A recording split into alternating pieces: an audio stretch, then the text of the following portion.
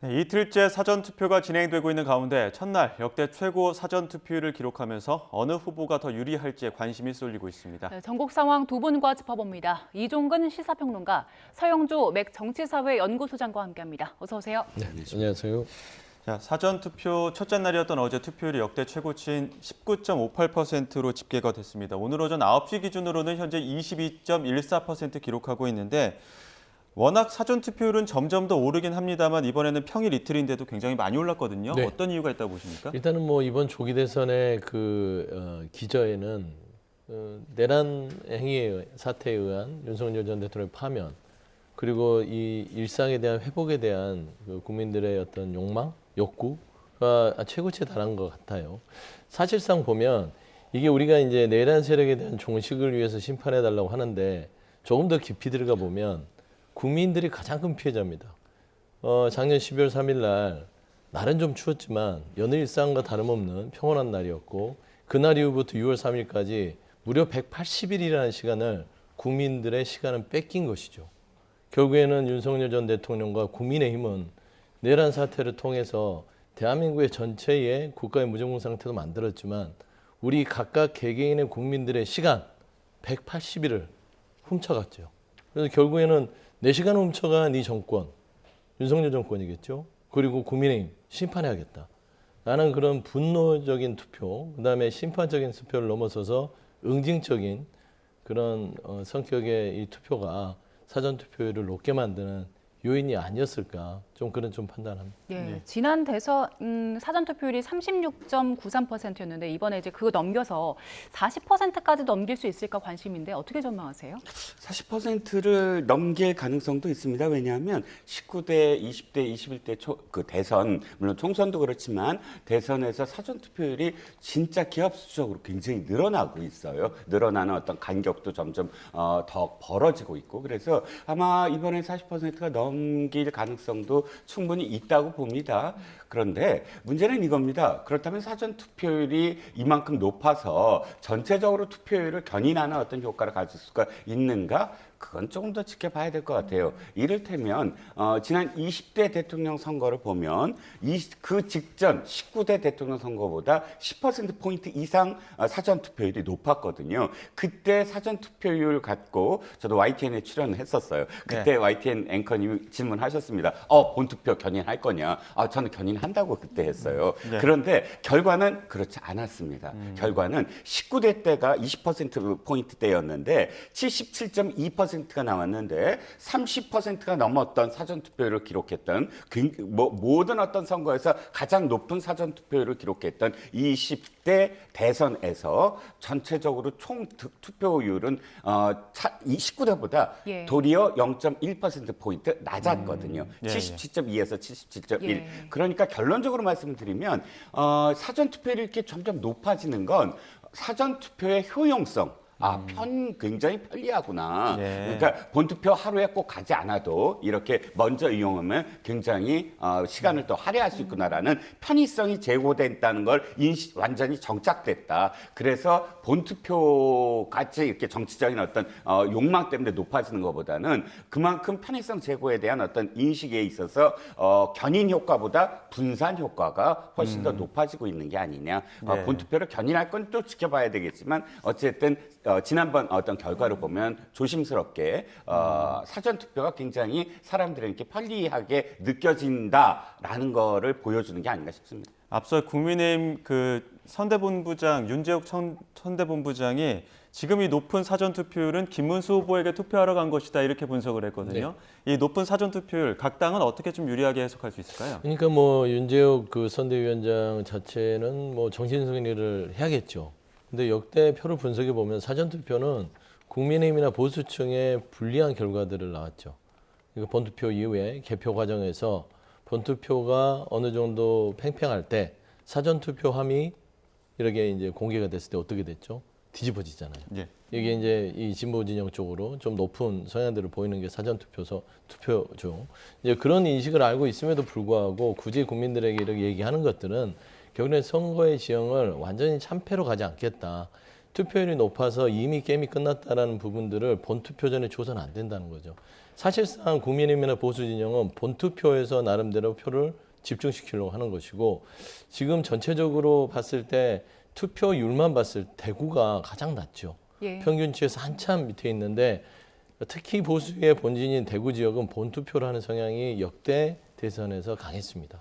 결국엔 그 본투표장에 나올 수 있는 보수의 진영인 TK 측의 민심 자체를 안심시키려면 사실과 통계 분석과 다른 이야기를 하는 것입니다. 그래서 저는 사실상 이번 사전 투표율이 높은 것은 말씀한 대로 편리성도 점차 증가가 되지만 이 국민들의 분노 투표가 여실히 드러나는 것이기 때문에 사실상 투표율이 사전 투표가 높다고 해서 전체가 다 모수가 높아지지 않습니다.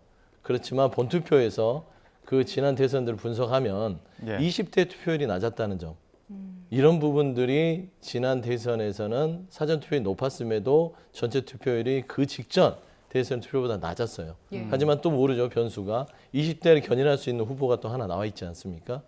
그 투표장으로 20대를 견인할 수 있는 그 후보 덕분에 또 전체 투표율이 높아질 수도 있다라는 측면이라서 윤재욱 그 국민의힘 의원께서 얘기하는 것들은 정신승리다. 좀 그렇게 말씀드립니다. 글쎄요, 그 너무 심한 그 표현이 아닐까 싶습니다. 그렇게 얘기하면 그렇다면 뭐 꼭 그 민주당의 지금 표현이 자신에게 유리하지 않고 유리한 대로 해석하지 않고 굉장히 객관적인 어떤 표현이다라고 받아들이실지도 모르겠는데 데이터상으로 볼 때 20대 대선을 보시자고요. 36.98인가요? 가장 높았습니다. 그런데 어떻게 됐습니까? 그러면 사전투표율이 높으면 말씀하신 대로 이재명 후보가 대통령에 당선이 됐겠죠? 안 그랬습니다. 사전투표율이 높았는데도 불구하고 윤석열 후보가 대통령이 됐거든요. 물론 지금까지 2014년도 사전투표율이 사전투표가 이제 시작이 제대로 정착이 돼서 지금까지 이어온 그 비율을 보면 초기에 굉장히 그 사전투표율이 높은 상황에서는 민주당이 유리한 것 맞았습니다. 그런데 그때는 어떻게 됐냐면 이 20대, 30대, 40대 직장을 갖고 있는 사람들이 주로 많이 또 그 사전투표를 이용하다 보니까 세대별, 그러니까 그 당시는 민주당이 20대의 그런 어떤 지지를 굉장히 많이 받고 있었어요. 그런데 지금은 60대 이상도 사전투표를 적극적으로 한다. 지난 20대 대선에서 이미 그게 나타났거든요. 그리고 어저께도 사실 민주당이 자신한테 유리하게만 지금 판단을 하는데 실질적으로 보면 점심시간 때를 이용하는 게 주로 직장인 아니겠습니까? 뭐 30대, 40대, 50대라고 표현을 할 수 있을 텐데 그 세대가 주로 이용하는 그 점심시간보다 도리어 초기나 혹은 오후, 그러니까 직장인들이 주로 이용하지 아니한 시간대에 상당히 많이 몰렸다라는 데이터도 있습니다. 그러다 보면 60, 70대도 사전투표를 적극적으로 이제 한다. 그러니까 이 상황만 갖고 사전투표가 높아서 뭐 무조건 민주당이 유리하다. 라고 단언하기에는 아직은 좀 이르다라는 생각입니다. 네, 지금 세대 이 부분은 이제 분석이죠. 통계. 통계는 거짓말을 하지 않습니다. 그러니까 17년도 대선과 2022년 대선은 사전투표가 다 민주당 쪽에 유리하게 나왔고요. 직전에 있었던 20대 대선에서 사전투표가 이재명 후보에게 유리했어요. 그 득표가 이재명 후보에 높았으나 본투표에서 윤석열 후보에게 뒤지면서 이게 근소한 차로 패배를 한 것이죠. 그렇기 때문에 제가 어떤 그 뇌피셜로 얘기를 하는 게 아니라 최소한 정치인이라면 선대위에서 국민의힘의 선대위에서 사실에 근거한 얘기를 해야 되지. 그 사전투표가 이 높은 것은 김문수 후보에게 유리하다라는 것들은 사실상 국민들에 대한 정확한 정보를 주는 게 아니다라는 측면에서 지적한 것이다. 그런 말씀을 드립니다. 각 당에서는 일단 두 분처럼 사전투표율의 열기가 누구에게 유리할지 이렇게 분석을 내놓고 있는 상황인데요. 후보들은 막판 표심 공략에 나섰습니다. 후보들의 유세 현장을 직접 가보겠습니다. 김문수 후보는 내란 속의 윤석열의 아바타 아니냐. 정강훈 극우 목사의 꼭두각시 아니냐. 포기하지 말고 반드시 투표에 참여하고 이 나라가 국민의 것임을, 기득권자 소수 내란 세력의 것이 아니라 평범한 시민들의 나라임을 여러분이 투표로서 반드시 증명해 주시기 바랍니다. 자유를 지키려면 여러분 6월 3일 날 또 오늘도 또 사전투표 아니에요? 우리 어떻게 해야 됩니까? 1번 찍는 사람한테 1번 찍어도 안 되느냐? 1번을 찍으면 자유가 없어집니다. 1번을 찍으면 공짜로 돈도 뭐 25만 원씩 준다는데 요거 완전히 망하는 길입니다. 네, 어제 유세 현장 보고 오셨고요. 이제 나흘 남았습니다. 후보들 굉장히 열심히 유세를 다닐 텐데 일단 그 후보들 동선이 사실 전략이기도 하잖아요. 이재명 후보가 가는 곳을 보니까 강원 춘천 그리고 원주 충주를 갑니다. 이재명 후보가 선거운동 중에 강원 그리고 충북 지역 가는 게 처음이라면서요? 일단 강원 부분들은요, 우리 민주당이 조금 이게 자신할 수 없는 지역인데 최근에 그 우상호 전 네. 의원이 강원도의 총괄선대본부장을 맡으면서 최근 지지율의 이 반등, 그 다음에 사전 투표율의 또 고조 이런 것들의 어떤 그 붐이 일어나기 시작해서 이 이재명 후보가 강원에 가서 한번 또 붐을 일으켜야겠다라는 포인트로 일정이 좀 마련된 것으로 알고 있습니다. 그리고 지난 대선에서 충청하고 영남에서는 사실상 윤석열 당시 후보에게 사전투표에서도 예. 조금 밀렸던 곳이에요. 그렇기 때문에 이 영남, 강원, 충청 이 지역 자체가 사실상 국민의힘의 어떤 본질은 아니더라도 국민의힘이 줄여가는 곳이기 때문에 그 국민의힘 측의 지지층을 흔들어서 마지막 판세 본투표까지 끌어올 수 있는 이삭죽기 아니면 최선을 다하는 한 표 한 표 죽기 운동의 일환이지 않을까 그렇게 보입니다. 예, 반대로 김문수 후보 굉장히 동선이 큽니다. 뭐 경기 가평부터 인천 시작해서 뭐 늦게는 이재명 후보와 일부 겹치는 동선들도 있는데 논스톱 외박 유세에 나섰다고 하던데 어떻게 좀 진행이 되고 있습니까? 네, 김수 후보 뭐 지금 그러니까 지지율 뭐 블랙아웃 시기이긴 하지만 그 직전까지의 지지율로도 나타났듯이 추격전입니다. 추격전은 사실상 모든 걸 다 해야 돼요. 지금은 절박한 어떤 상황이고 그렇기 때문에 논스톱 유세 등등 앞으로도 더 많은 어떤 그런 그 절박함을 보이고자 노력을 할 겁니다. 동선은 역시 이제 그 수도권 그러니까 양쪽 진영의 후보가 모두 다 경기도 지사잖아요. 예. 경기도 지사니까 경기도에서 자신 좀 물론 경기도 지사의 그 역임했던 시기가 이재명 후보보다는 좀 더 오래되긴 했지만 다시 이 자신의 어떤 경기도 지사 시절의 추억을 되살리기 위해서 가평, 이천, 여주를 갔다고 한다면 강원, 충북은 아주 절실하게 갈 거예요. 왜냐하면 지난 3년 전에 강원, 충북을 어찌됐든 그 전체 그 어떤 유권자가 뭐 많지는 않더라도 윤석열 후보가 다 이겼던 곳이거든요. 충북도 이겼고 충북도 50.7에 45.1 꽤 많이 벌어졌고요. 강원도가 더 많이 벌어졌습니다. 54.2 대 41.7 이런 지금 윤석열 후보의 지난번 득표율을 얘기입니다. 이재명 후보와의 어떤 비교가 그렇기 때문에 충북과 강원을 만약에 이번에 이 김문수 후보가 유리하게 한다면 전체적인 지형에서 굉장히 유리한 어떤 상황을 만들 수 있지 않나라는 아마 계산으로 저 행보를 보일 것으로 보입니다. 예. 예. 이준석 후보는 동선 보면 일관돼요. 오늘도 이제 젊은 층 많은 곳으로 가거든요. 일단 경기선 숲길 가고 또 그 중앙대 후문, 해와, 신촌 이렇게 대학생들 많은 지역을 찾는데 이런 전략은 선거에서 투표에서 어떻게 드러날 걸로 보세요? 그러니까 명확하게 본인이 이번 대선에서 거둬야 될 목표가 두 자릿수다. 예. 그러니까 당선이라기보다는 그 두 자릿수가 이준석 후보에겐 천장입니다.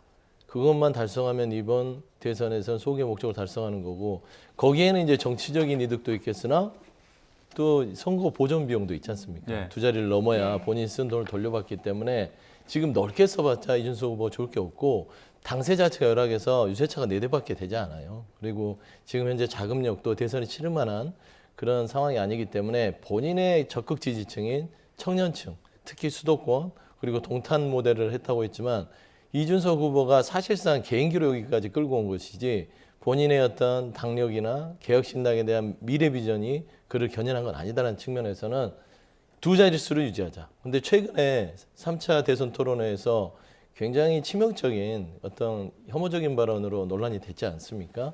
저는 그 부분을 복구하기 위해서라도 20대 청년 남성들을 공략하는 전략으로 아마 수도권을 집중할 것 같습니다. 예, 그 부분 잠시 후에 조금 더 자세하게 이야기해 보도록 하고요. 단일화 이야기해 보겠습니다. 지금 이미 사전투표장에서는 소중한 한 표 한 표가 행사가 되고 있는데 단일화 이슈가 아직까지 살아있는 것 같습니다. 글쎄요, 살아있다기보다는 누가 더 단일화의 진정성이 있었느냐를 지금 호소하는 것 같아요. 그러니까 예를 들어서 김문수 후보가 밤 9시에 의원회관을 찾아가서 못 만나고 밤 12시까지 뭐 기다린다든지. 이제 그저께. 예, 그저께. 또 어저께 이런 일이 있었죠. 김재원 지금 비서실장이. 비서실장이 지금 이런 어떤 연락이 왔다. 그런데 최종적으로 그러니까 이런 연락이라는 게 어쨌든 이준석 후보 측에서 만나자는 단일화와 연락이 관련된 왔다. 뭐 회동을 제의했는데 결국은 취소됐다. 그건 그런데 어제죠? 어제죠. 예. 그리고 이준석 후보 쪽에서는 그것이 사실이 아니다. 이 전체적인 어떤 흐름을 보면 지금 김문수 후보 측에서는 단일화에 대해서 열려 있는 것 같지만 사실 시간적으로는 지금 단일화 한다고 하더라도 그 효과는 크지 않거든요. 예. 그런데 늘 열려 있다. 그리고 우린 최선을 다하고 있고 단일화 늘 하고 뭐 받아들이고 싶고 또 권성동 원내대표는 이렇게 얘기해요. 이준석 후보가 이야기하는 것을 다 우리가 실현시키겠다. 예. 아직도 그런 이야기를 하거든요. 저는 솔직히 말씀드리면 제스처라고 생각은 해요. 그러니까 왜 이명박 전 대통령이 지금 김문수 후보를 만났을 때 이 얘기를 해요. 자기도 이해창 후보를 열심히 만났다. 근데 이명박 대통령이 당시에 이해창 후보하고 단일화 안 됐어요. 근데 이해창 후보가 3후보로 나와서 300만 표를 가져가요. 워낙에 500만 표 차이기 때문에 그게 큰 어떤 영향이 안 미쳐서 그렇지. 하지만 자기도 실패한 단일화를 굳이 왜 얘기했을까요? 김문수 후보한테. 열심히 진정성 있게 만나고 그래서 그것 자체가 사실은 굉장히 나중에 득이 될 거다. 네. 끊임없이 열려진 자세로 임하라 이런 뜻으로 보이거든요. 근데 그런 좋은 다음 날 바로 그걸 실행을 했어요. 12시에 찾아간다든지 아직도 권성도 원내대표 뭐 할 것처럼 이야기한다든지 그러니까 실질적으로 효과가 뭐 단일화를 바래서 절박하게 뭔가를 한다기보다는 단일화에 이렇게 열심히 저한테 표를 한 표라도 더 주세요. 그러니까 표로서 단일화해달라라는 그런 의미가 배어 있다고 봅니다. 예, 이렇게 진정성을 보여주는 거다 이런 분석들 나오고 있는데 그런데 민주당과 이재명 후보 측에서는 단일화를 할 것이다, 확신한다라고까지 얘기를 하더라고요. 그럼 왜 그런 겁니까? 그건 저도 뭐 좀 여러 가지로 그 분석을 해보고 좀 여러 가지 취재를 해봤는데 왜 그런지 이유를 모르겠어요. 그러니까 할 것이다라는 것들은 사실상 하기가 쉽지 않은 상황이고 단일화를 한다는 것은 이준석 후보가 드롭한다는 소리입니다. 지금 선거가 한 4일밖에 남지 않았는데 단일화 효과가 있을까요? 사전투표가 다 끝나고 나서 단일화 효과를 노릴 수 있을까요? 본투표 하루 전에 단일화한다고 그 표가 얼마나 가겠습니까? 사실상 지금 민주당에서 그렇게 주장하는 바는 어떤 의도인지는 모르겠으나 크게 선거에 도움이 되지 않습니다. 지금 국민의힘이 쓰는 단일화 전략은 이 단일화라는 단어만 쓰는 거예요. 실질적인 단일화 할 생각 없습니다. 이준석 후보가 최근에 3차 토론회에서 좀 궁박한 처지에 몰려있고 수세에 빠졌어요. 본인 스스로 자해를 한 꼴이 됐는데 그런 좀 곤란한 지경에 있으니 때는 이때다. 그러면 일단은 단일화의 소쿠리에다가 이준석 후보를 담아놓고 이준석한테 갈 표를 저기 줘봤자 소용이 없다.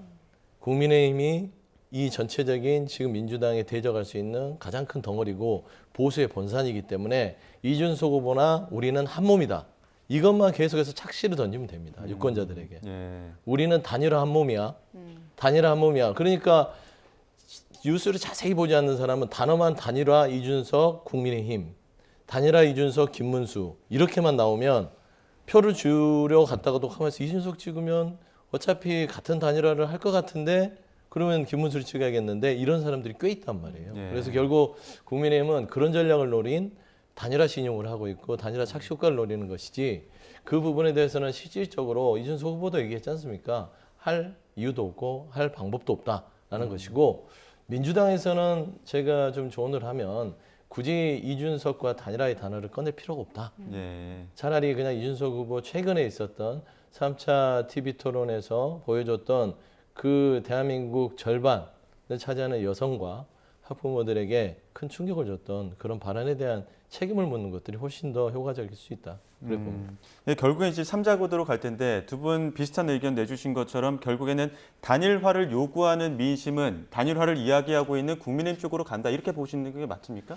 그렇죠. 지금 상황에서는 단일화라는 게 굉장히 사실 절박할 거예요. 왜냐하면 그 직전까지, 그러니까 여론조사 한 수주 전까지 굉장히 많이 벌어져 있었거든요. 지금 선두인 이재명 후보하고. 그런데 어느 순간부터 이준석 후보와 김문수 후보를 산술적으로 지지율을 합했을 때 그나마 오차 범위 내로 근접한다는 여론조사가 일부 여론조사가 발표되면서 단일화에 대한 그런 욕망이라든지 혹은 단일화에 대한 요구가 수면 위로 굉장히 올라와 있었어요. 그런데 지금은 저도 아까 소장님께서 말씀하셨듯이 이준석 후보가 가져가야 될 자기 지지층, 예를 들어서 20대, 30대. 근데 20, 30대가 가장 물론 젠더 갈등에서도 예민하지만 이런 부분들, 예를 들어서 성인지 감수성이라든지 이런 이슈에 대해서 굉장히 민감하잖아요. 그 높은 연령대보다. 그런데 그 부분, 자기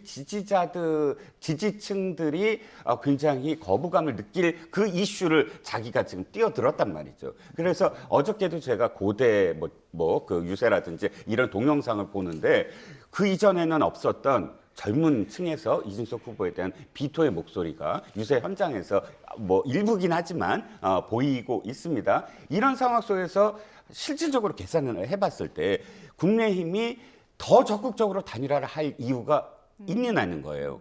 지금 리스크가 있는 후보하고 더군다나 지지층, 그 사람의 지지층을 그 후보의 지지층을 갖고 와야 플러스 알파가 될 텐데 그 후보의 지지층이 지금 혹시 이완될 가능성이 있어 보이는 후보하고 그러니까 제가 보기에는 이 상황이 사실상의 단일화가 된 게 아니냐라는 이준석 후보의 어떤 리스크가 사실상의 단일화가 됐다라는 분석도 그래서 나오고 있는 거죠.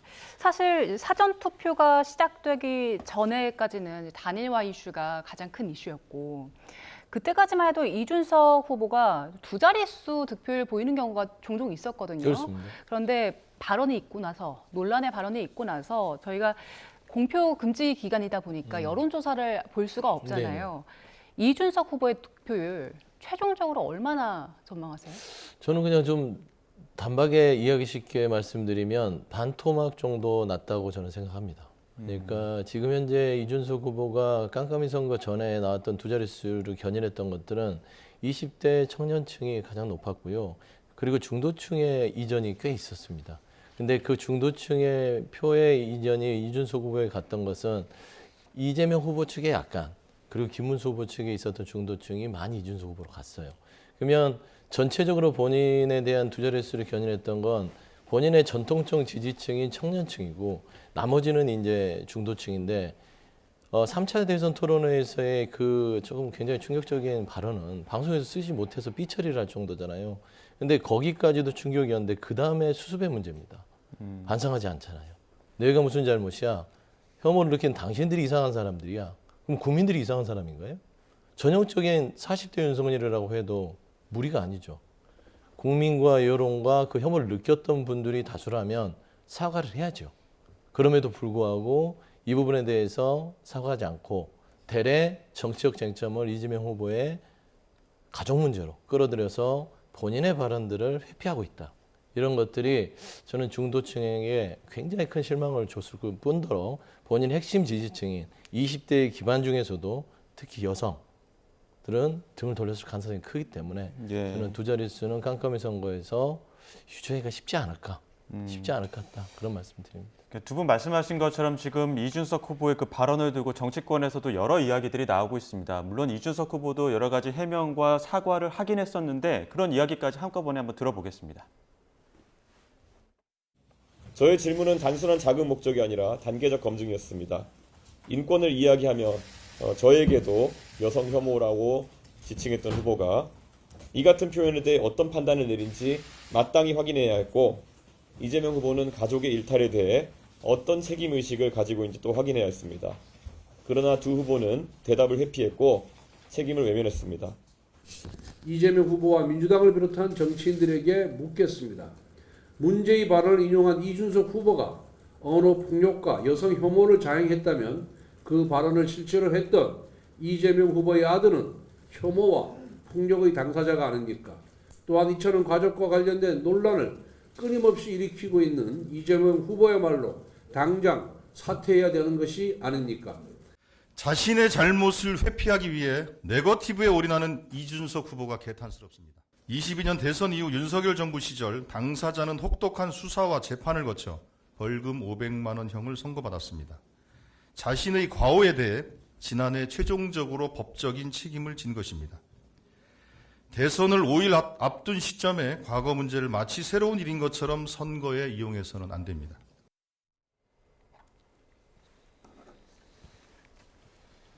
일단 발언 자체는 잘못됐다라는 게 이제 국민의힘이나 민주당이나 공의하는 이야기인데, 이제 국민의힘 측에서는 이재명 후보의 그 아들 관련 논란도 이거 문제다라고 하면서 어떻게 보면은 진상조사단까지 꾸렸거든요. 어떻게 하겠다는 겁니까? 일단 이 부분이에요. 그러니까 민주당이 아예 모든 것들을 다 부정을 하면서 허위사실이다라고 역공을 하거든요. 이 허위사실이라는 건 이준석 후보가 문제 제기했던 그 발언 등등을 하지 않았다. 그 발언이 아니었다. 공소장에 제기하거나 범죄 일람표에 제기한 것들이 다른 내용이었고 여성이 아니라 남성이었다라는 뉘앙스로 얘기를 합니다. 그런데 그 안을 들여다보면 그렇지 않다는 거예요. 그거 허위 사실 공표가 아니다. 지금 그것을 호도하고 있다라는 게 국민의힘의 입장입니다. 공소장이나 판결문을 보면 음란 문헌 적시라고 되어 있고 당시에 이기고 싶다라는 닉네임으로, 이건 지금 좀 전에 동영상도 보여주셨으니까 제가 닉네임 얘기해도 되는데, 그 닉네임으로 이재명 후보의 아들이 첫 번째 상습 도박을 했고요. 도박했다는 사실 인정했고요. 두 번째 불법 성매매를 자기가 했다라고 올렸는데 그건 무혐의 처리가 됐습니다. 그런데 이재명 후보도 당시에 이 두 가지에 대해서는 얘기를 했어요. 사과문에서. 자, 첫 번째 상습 도박에 대해서 사과를 했고, 두 번째 그건 사실이 아니다. 그러니까 불법 성매매는 사실이 아니다. 그걸 내 아들이 그렇게 얘기했는데 난 믿고 싶다. 넘어갔는데 다만 마지막에 음란 문헌, 그러니까 음란한 내용, 특정인에 대해서 우리가 알 수 있는 어떤 특정인에 대해서 입에 담을 수 없는 표현을 했던 부분들에 대해서는 거기에 대해서 전혀 언급이 없었거든요. 그런데 이번에 봤더니 작년 10월에 그 부분을 적시하면서 지금 500만 원의 약식 명령을 받았다는 거예요. 보니까 그게 음란 문헌 적시가 그 안에 행위에 들어가 있고, 그렇다면 지금 민주당의 입장, 그거 전혀 사실이 아니다라는 건 도리어 그 사실이 아닌 걸 이야기하는 것이고, 이 부분과 관련해서는 이미 3년 전에 상습 도박과 그다음에 불법 성매매에 관련된 언급을 했다면 이 부분, 음란한 표현을 썼던 부분에 대해서는 사과를 해야 되는 게 아니냐가 국민의힘 입장이죠. 그러니까 음란한 표현을 썼던 부분들에 대해서 이재명 후보가 2022년도에 사과를 했죠. 또 해야 되나요? 그러니까 아들의 여러 가지의 그 부적절한 처신들, 지금 말씀했던, 그러니까 처벌받기 전에 말하자면 제기됐던 도박 문제라든지 성매매 문제라든지 이런 전반적인 부분들에 있어서 자식 키우는 부모 입장에서의 마음을 토로하면서 사과를 했습니다. 자식 농사 마음대로 안 되죠. 대한민국에서 자식 키우시는 부모님들 다 이해하실 겁니다. 근데 이게 따지고 보면 이재명 후보를 비판하려면 이 아들, 장남에 대한 발언을 끄집어내서 비판할 게 아니라 그 부분에 대해서 부모로서 자식을 못 가르쳤는데 그러면 나라를 운영할 수 하는 데 있어서 제대로 되겠냐, 가만 사상, 이 정도의 공격이 될 거예요. 근데 이 아들이 이재명 이 후보의 어떤 권력에 힘입어서 그런 잘못을 저지르고도 수사도 받지 않고 무혐의를 받았다면 비판받아 마땅합니다. 근데 벌금 500만 원 약식을 통해서 처벌을 받았잖아요. 성인으로서 자기 잘못에 대해서 책임을 지고 있습니다. 그리고 이재명 후보는 사과도 했습니다. 또 하라고요? 할 수 있습니다. 그리고 했습니다. 근데 중요한 거는 이 문제는 별개예요. 이준석 후보가 3차 토론회에서 이 장남이 어떤 발언을 했던 간에 이 정말 대한민국 국민들이 공중파에서 들어서는 안 되는 말을 인용해서 혐오적인 기분을 들게 했다라는 그 잘못에 대해 지금 묻고 있지 않습니까? 별개의 문제로 구분해서 얘기를 해야 되지, 본인의 발언은 이 이재명 후보의 장남의 발언이 있었기 때문에 내 잘못은 아니다. 논리에 전혀 맞지 않습니다. 이 문제는 이 문제로, 검증의 문제로 두고 본인의 이 발언, 인용 자체도 혐오적이고 폭력적일 수 있다는 것들은 학계나 모든 사람들이 이야기입니다. 그리고 그 혐오적인 것 때문에 충격을 받은 사람들이 분명히 존재하면 그래도 대한민국의 지도자가 되겠다고 첫 출사표를 낸 전문 정치인이 마치 이번에 조기 대선을 초래한 윤석열 전 대통령을 보는 듯한 아집에 빠지고 저 본인 확증에 빠진 공감 능력이 전혀 없는 그런 모습을 보인다면 저는 지도자나 어떤 이 정치인으로서 자격이 있나 라는 측면에서는 굉장히 안타깝고요. 뭐 어떤 점에서도 저는 이해할 수 없습니다. 가장 우려스러운 건 학부모들, 아이들하고 같이 TV를 시청했어요. 그걸 어떻게 할 겁니까? 그러니까 본인은 잘못 없다고 하는데 상식적이라고 하는데 혐오가 없다고 하는데 공중파에서 왜 삐처리를 하죠? 그러면 공중파는 상식이 없습니까? 예. 본인이 상식이 없음을 스스로 깨달아야 된다. 그래서 본인의 잘못은 잘못대로 밝혀라. 예. 그다음에 이재명 후보 장남에 대한 부분들은 네거티브를 하든 검증을 하든 그거는 따로 별개의 문제로 다뤄야지 본인의 잘못을 덮기 위한 프레임 전환을 위한 소재로 사용하지 않았으면 좋겠다 그런 말씀. 예. 짧게 두 가지만 말씀드립니다. 하나는 저는 일단 대전제가 이준석 후보의 문제는 진짜 대단히 잘못됐다. 근데 두 번째, 지금 당시의 사과는 음란문은 없었어요. 그건 다시 처음부터 끝까지 찾아보시면 알겠지만 예. 두 가지예요. 상습도박 인정하고, 근데 이 불법 성매매는 사실상 아들이 아니라고 하므로 아니라고 저는 판단한다라는 내용이고, 가세현이 이 음란과 관련된 걸 계속 추적을 했는데 그 이후 사과 이후에 계속 터져 나온 일이기 때문에 음란과 관련해서는 사실 그 사과문에 담기지 않았다라는 겁니다. 예. 자, 그리고 대선이 며칠 남지 않은 상황에서 또 논란이 된 발언이 있습니다. 유시민 작가가 김문수 후보 배우자 설란영 여사에게 한 발언이 논란인데요. 발언이 험하게 살다 혼인을 통해서 고양이 됐다 이런 취지의 발언들을 했어요. 이건 진짜 그 성적, 그러니까 남녀의 어떤 역할에 대한 비하 문제, 여성의 비하, 그 다음에 학력 비하, 이 두 가지가 똘똘 뭉쳐서 지금 표현이 됐습니다. 유시민이라는 사람 누굽니까? 작가이자 자신이 지식인연 하잖아요. 그런데 전 있을 수 없는 지금 발언을 한 거예요. 제가 기억하기에 노무현 대통령 부부가 사실 고등학교 출신들입니다. 근데 그 당시에 어떤 일이 있었냐면 보수 지지자 중에 한 사람이 동영상을 유포했는데 그 이전의 영부인들은 모두 이대 나왔는데 어떻게 고졸 출신 영부인을 우리가 맞을 수 있느냐. 저 그때 분노했습니다. 어떻게 이런 발언이 이렇게 나올 수 있나. 그런데 딱 그 수준의 지금 이야기를 유시민이라는 작가가 한 거예요. 뭐라고 그랬는지 아십니까?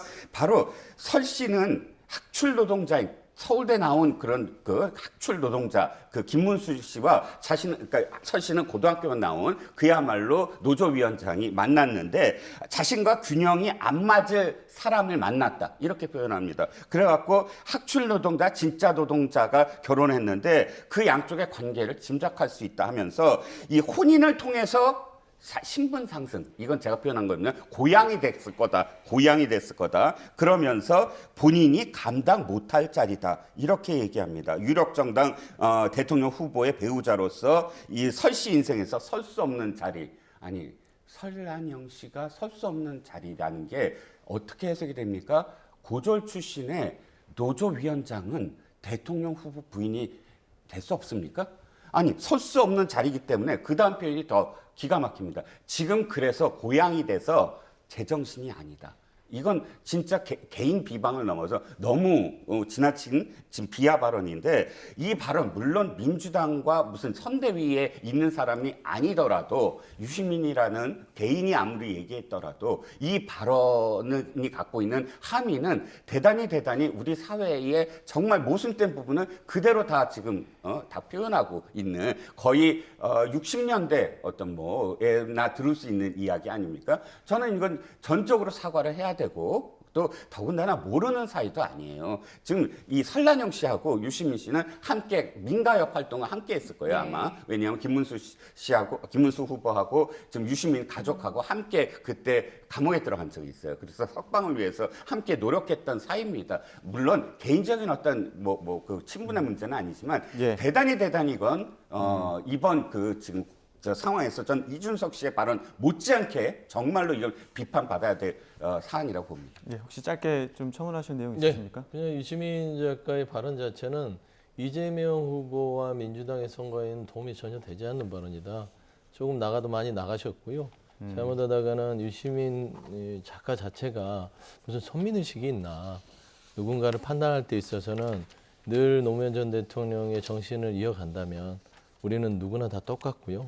누구나 다 똑같은 균등한 대우를 받을 이 어떤 그런 권리가 있다는 측면에서는 부적절한 발언이다. 좀 그런 말씀드리고 싶습니다. 예, 알겠습니다. 여기까지 듣겠습니다. 지금까지 이종근 시사평론가, 서영주 맥 정치사회 연구소장 두 분과 함께했습니다. 고맙습니다. 고맙습니다.